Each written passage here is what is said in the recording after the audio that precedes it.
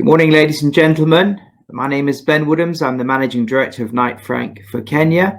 And this morning, we will be talking about the East Africa real estate outlook pre and post COVID-19. Now, obviously, it's slightly premature to say that we're post COVID-19. We're still in the middle of it, but we will be looking at what the future holds, the effects of the global pandemic as we see it today. So just having a quick look at the global scene. Obviously, most of you will be very aware of what's going on out there. So the first case was detected in November the 17th. It seems like a long time ago. We've had almost 15 million cases across the world. So due to the COVID-19 pandemic, economic circumstances within countries and regions are fluid. They change on a day-to-day basis, so it's very difficult for us to forecast both the effect on the economies generally around the world, but also the property markets within those economies specifically. But we'll be doing our best to see what the future holds for us. So this slide gives us the global infections over time. And what that basically shows us is, and I think this is an important point, it's an exponential growth around the world. So in other words, you're getting 20 deaths, then you're getting 200 deaths, then you're getting 2,000 deaths. And that's the kind of exponential growth that we've been seeing in countries like we had in Italy and Spain, what's happening in the States and some parts of South America at the moment. And I think that's a point I want to come back to as we go through this presentation in the context of what's happening here in East Africa. So if we focus a bit more on the African impact, what's going on, so we can see what's happened here. Estimated 6,000 cases as at the 1st of April, jumped to almost 750,000 cases by the 21st of July. It's obviously changing on a day-by-day basis, with almost half of those cases in South Africa. So as you can see from this chart here, this map of Africa, obviously South Africa is showing major growth in COVID-19 and also in North Africa as well. So in addition to the effects of the pandemic, we've also got locust invasions, oil price shocks. There's a lot happening on the continent, and these situations are exacerbating each other. And so we're looking at some fairly major economic contraction in 2020 in the absence of some major fiscal stimulus. But we'll come back to that point about fiscal stimulation as well. Worst case scenario, if the pandemic continues beyond the first half of 2020, there will be a deeper GDP contraction in 2020 of 3.4%, down by 7.3 percentage points. So a really dramatic reduction in GDP across the continent. Now we're looking at the East Africa impact slightly more specifically. So what we're doing here in these two charts is comparing 1st of April this year with where we are in late July. And we can see obviously a substantial growth in the number of cases between those two time periods. So that gives you a rough idea of the level of growth and where these cases have been happening as well. So primarily Kenya and Sudan. So really those countries that have had less of a lockdown have got more cases, which is clearly obvious. But then, of course, those with the greater lockdown will be experiencing much more economic hardship, even though relatively less in terms of case numbers. Government responses. Now, what we've seen here is when I did this presentation a few months ago, there was a lot less red on this chart. So what we've seen is lockdowns. Kenya never had a lockdown, nor did Sudan or Tanzania or Burundi. What happened in Kenya is you had containment of the principal hotspots of where the virus was. So that was primarily Nairobi and Mombasa. And the idea was that you wouldn't move between those places. You wouldn't move from Nairobi into the suburban areas, trying to control the spread of the virus that way, but not a full lockdown, the like of which we've seen in Uganda. The fatalities is also an interesting number here. So that's the third row. Uganda has sadly now recorded its first 2 deaths, I believe, since this presentation was written a few days ago.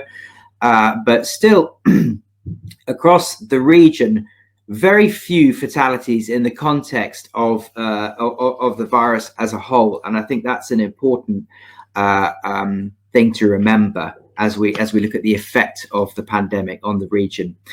Then we've got fiscal policy measures and monetary measures. So the fiscal measures, for example, in Kenya, we've seen a reduction of VAT from 16 to 14%, PAYE reduced from 30 to 25%, turnover tax from 5 to 3. Kenya was relatively quick to implement fiscal measures back in April. Back in April, when we were looking at this before, very few of the other countries within East Africa, very few of those governments had implemented any form of fiscal assistance whatsoever. However, that is now happening in the form of government assistance, but also grants and aid money that's being provided to those governments themselves. So we're starting to see a much higher level of fiscal help coming into these countries, whether they're specifically targeting certain aspects to prevent the spread of the virus, or they're supporting certain parts of the economy that have been worse hit by the virus. We're starting to see a general spread of that across, and also true of monetary measures as well. So the monetary measures obviously being where the central banks of the respective countries are changing interest rates, for example, and messing around with the economy to try and stimulate growth and to minimize the negative impacts of what's going on in each of these countries. So important slide this, but it is telling us that more and more thinking at this level is happening with the governments across all of the regions. And also important to note that those countries with the higher rates are those with the less amount of lockdown, the less strict lockdowns. But of course, those countries with the less strict lockdowns are also benefiting from less negative impact on their economies. So the East African economy, GDP projections, source World Bank. So in blue, the projection for 2020 pre-COVID, red, the revised projection for 2020, and grey, the projection for 2021. So obviously, massive impact on all countries as a result of COVID-19. This isn't going to surprise anybody out there. This is the same across the world, but you're seeing a huge impact on GDP, and obviously this is going to last.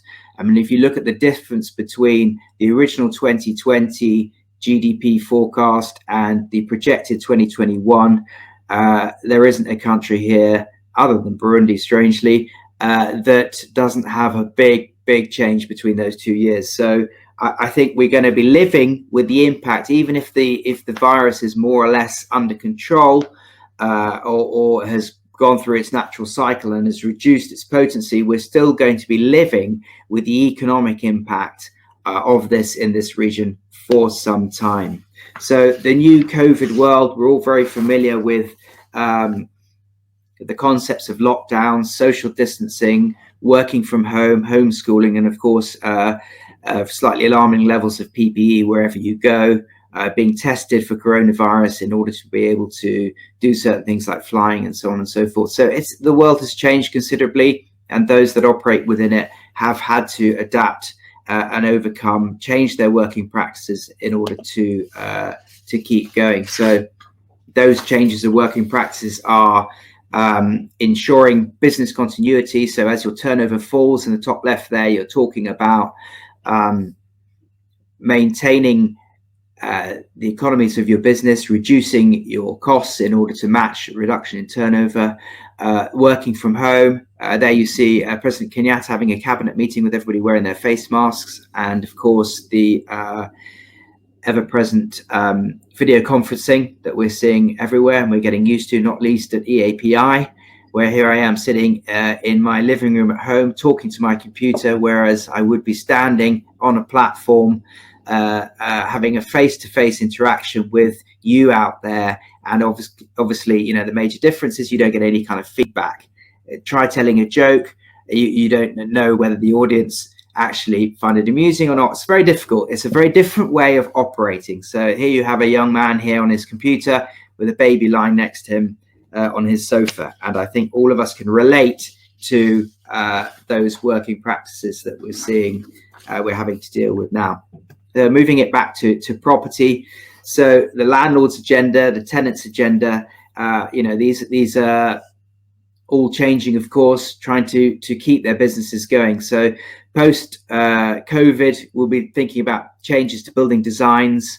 Tenants are trying to release space now to cut their overheads, not just because of the economics of reducing their rent commitments, but also because they're actually finding they don't need as much space. And we can talk about whether there's going to be a crash in the property market because tenants don't need so much office space. I personally don't believe that to be the case. I think there will be a correction, certainly, but we're not looking at a huge reduction in the requirement of office space as a whole.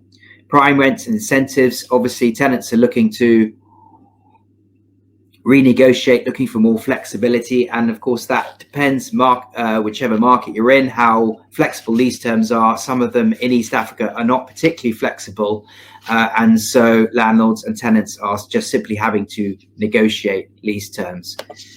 Capturing the tenant's mood, those that are in ongoing negotiations on new leases, obviously having the opportunity now to negotiate additional points, build in additional flexibility into their leases. Those current tenants who are actually in leases locked in place are attempting to obtain concessions from their landlords. And generally what we're seeing in East Africa are landlords and tenants are being sympathetic to each other's respective situations.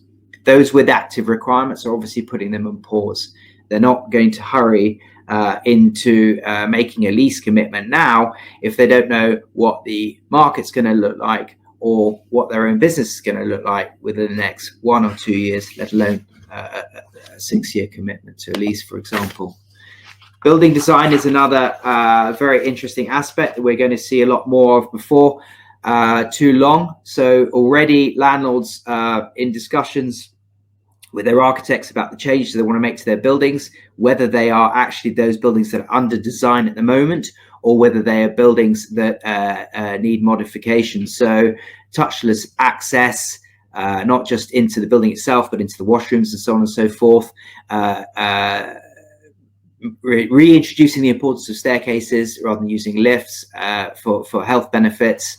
Going back to more air changes for the air handling systems, but also reverting to openable windows as well. So there's probably a step backwards, perhaps, in terms of the sophistication design of buildings, in terms of less reliant on mechanical ventilation, and more reliant on simply going back to the days of having fresh air.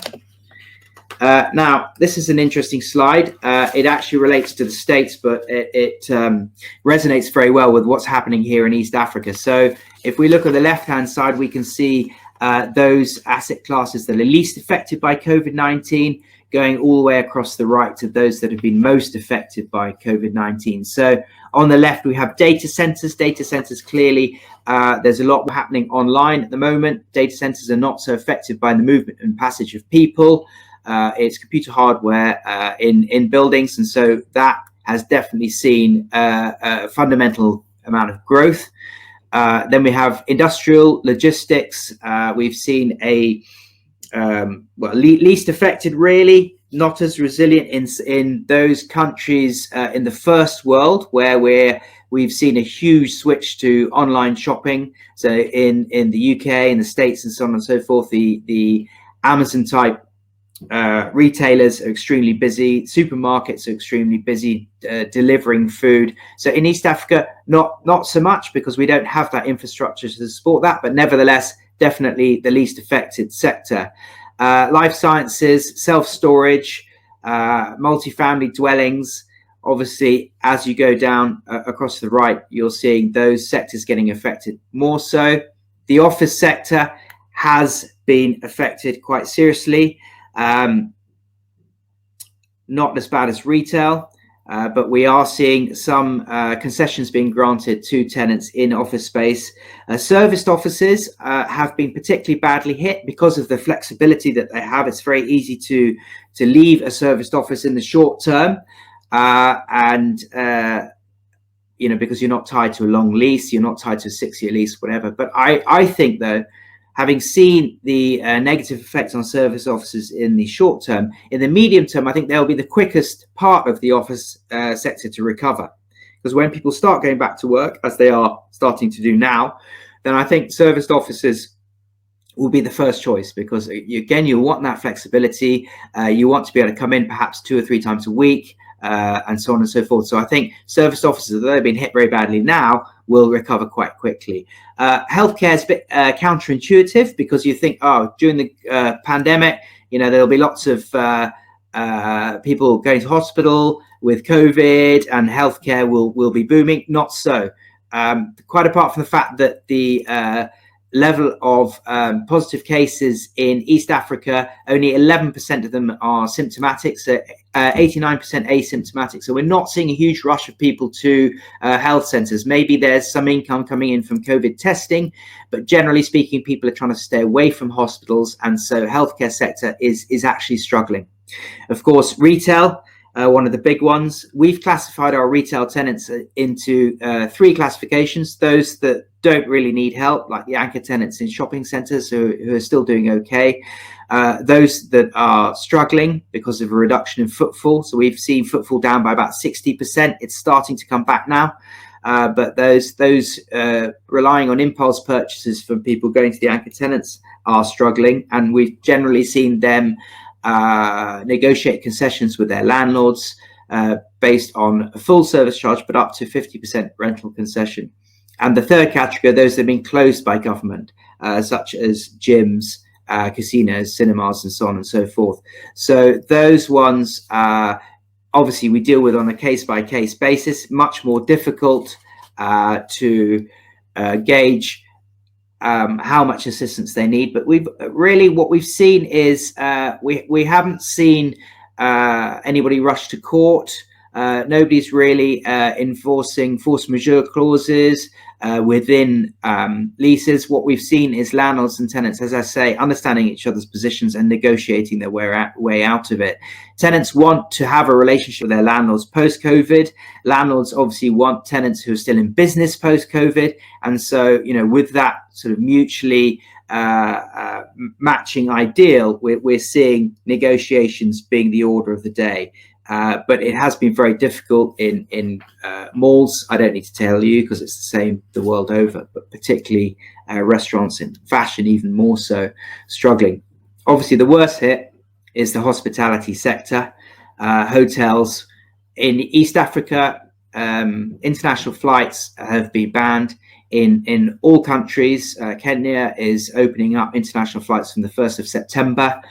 So we're going to start to see tourism come back, but we've had no tourism, no conferences, not even any internal travel. So those tourism operators who would normally rely on people coming from the capital cities going into down to the coast or into the safari circuits haven't been doing that either. So those businesses have been really struggling. The only hotel businesses have been those who've been operating as COVID-19 isolation centres. And even that, now that those governments in most countries have allowed people to self-isolate at home, not even happening there. So it is getting better. We hope to see tourism start to recover. I think it will. I think people have started to go back to Tanzania already. So we shall see. But certainly the hospitality sector has been very badly hit. I touched on rental concessions, tenant concessions. So looking at 3 office, retail, logistics sectors. Rental holidays and discounts, as I say, we've seen them occasionally in offices, but widely available in retail and occasionally in logistics as well. So rental holidays, discounts, concessions in retail, yes, offices and logistics occasionally. Fit out period extensions, certainly seen that in offices and retail. Additional rent-free periods, not so much. Delayed rental payments. There was talk of government implementing legislation that would allow tenants to stop paying rent altogether and to pay it later once they get economic recovery. This was implemented in Zimbabwe at one point, but only for residential.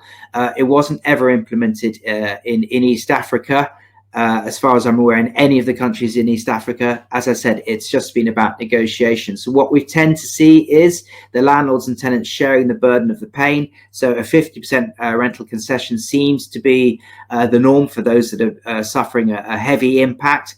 But those that aren't, such as the anchor tenants and some service sectors, we're not seeing a concession at all. Lease restructuring and renegotiation, we have seen across the board, but from time to time. So not widely, but often you'll say a rental tenant will say, for example, to their landlord, I've got 2 years remaining on my lease. Obviously I can't sustain this rental level. Can I change from my rental to a turnover rent, for example, and renegotiate a new 6-year lease from now at a different rental level, different model, a different rate, or as I say, moving from fixed rental with escalations to a turnover model. We have seen a degree of that happening as well. And as I say, landlords very amenable to negotiating because they don't want those tenants to go bust. And there's a very real concern that they will. And of course, there'll be no income at all. Exemption and or discount of service charges. What we've tried to do across the board in East Africa is to not give concessions on service charges, because obviously the service charge has to be paid in order to keep the building running. There needs to be a building for the tenants to come back to post-COVID, so it's extremely important that we keep that running. And what we have seen are property managers doing their best to get the cost of that service charge down. So whilst the tenant is still responsible to pay a full service charge, it's the managing agent's responsibility to minimize what the cost of that service charge actually is. So we will see a reduction in the aspects of that service charge. So for instance, reducing the number of security guards in shopping centres, turning the lights off in basement car parking, and obviously you've got your fixed costs and you've got your variable costs. So the variable costs will go down simply as a result of a reduction in footfall, and the fixed costs have to be driven down by the managing agents. So that's what we're attempting to do across the board, but in all cases maintaining the position that we would like to see full service charge payable by all tenants. So this is a tricky one. Impact of COVID-19 on valuation. Now this is hotly debated across the world, really. So these figures are from Knight Frank, and we're looking at changes. Sorry, this slide got slightly twiddled about when API had to adjust my slide to fit my face into the top right hand corner of the slides, but you get the gist of it anyway. So we're seeing excuse me, Singapore, Hong Kong, UK, mainland Europe, we're seeing reductions across the board on property values for grade A offices, retail, hotel, residential and industrial stroke logistics. And if we look at East Africa, similar sort of vein, hotels, we're looking at a 15% reduction, but caveating that we're not actually doing an awful lot of hotel valuations at the moment. It's not a particularly active sector in any case, and I think people are just sort of holding back a bit. Grade A offices, 3 to 5% reduction. Retail obviously is a more substantial reduction, not least because we're seeing a reduction in income. So it's not just about risk, it's also about what's actually happening in terms of your net initial yields right now. What are those tenants paying in rent? And if you're granting concessions, there's less income coming in, although, albeit as far as we can tell, that will be for the short term, not even the medium term. Residential, we're seeing more or less on par, and this is an easier one to track because transactions are still happening now as well. So we're seeing houses selling in most cases across Africa. If the Ministry of Lands is closed or the estates office is closed, we're still seeing transfers, title transfers taking place. Offices are able to operate, and so transactions are actually happening across most countries. And although we do get some cheeky offers for certain properties that are for sale, generally speaking, we're not seeing a huge reduction in property values, not tangible in any case. Industrial logistics, we're seeing a slight increase because of the increased activity in that sector as well. So that gives you an overview of rental values. And I think that brings me to the end. I've got a close eye on the time here for my half-hour slot. What I would like to say is we are launching our Kenya market update for the first half of 2020 in EAPI. The Kampala market update was released slightly earlier in the year, so both of those are available from us, where you'll get a lot more detail. Obviously, this is a huge topic to discuss with just 30 minutes to do so, but there is a Q&A session, I'll say later this morning, although this is a pre-recorded session, it will be later this morning, where I'll be available to answer your questions in that panel session as best I can. But in the meantime, if you would like a copy of our Kenya market update, then that is available through EAPI as part of this session. So that just remains for me to say thank you very much. Look forward to interacting with you on Wednesday and answering your questions there. See you then. Thank you.